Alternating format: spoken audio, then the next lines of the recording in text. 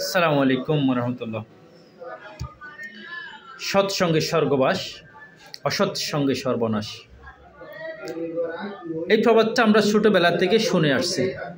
আসলে এই প্রবাদটির মূল মিনিংটা কি আমরা অনেকেই জানি।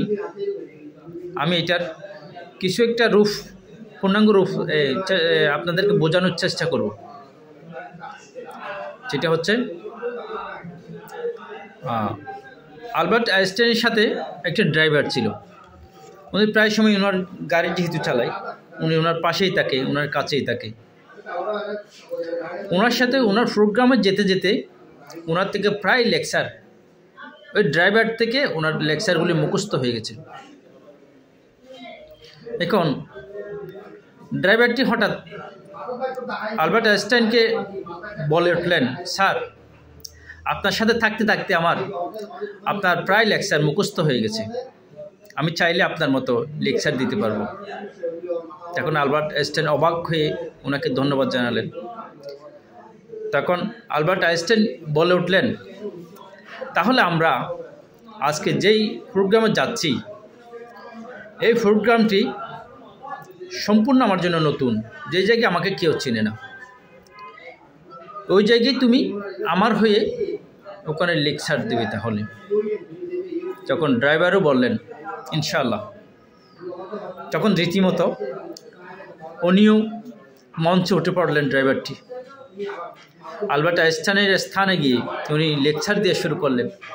লেকচার দিতে দিতে ওনার লেকচার শুনেই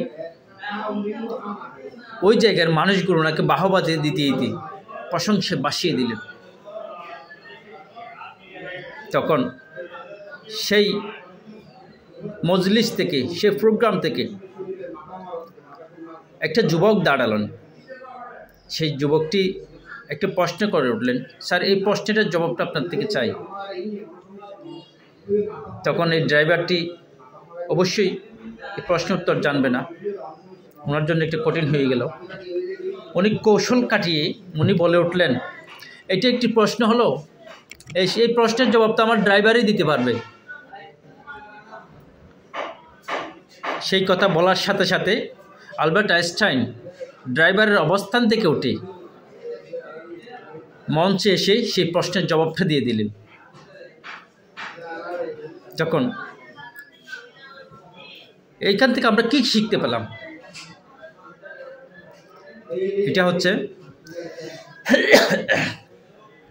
আপনি যদি ভালো মানুষের সাথে থাকেন, আপনি যদি ভালো মানুষের সাথে ওঠা বসা করেন, আপনার লাইফটা অবশ্যই সুন্দর হবে।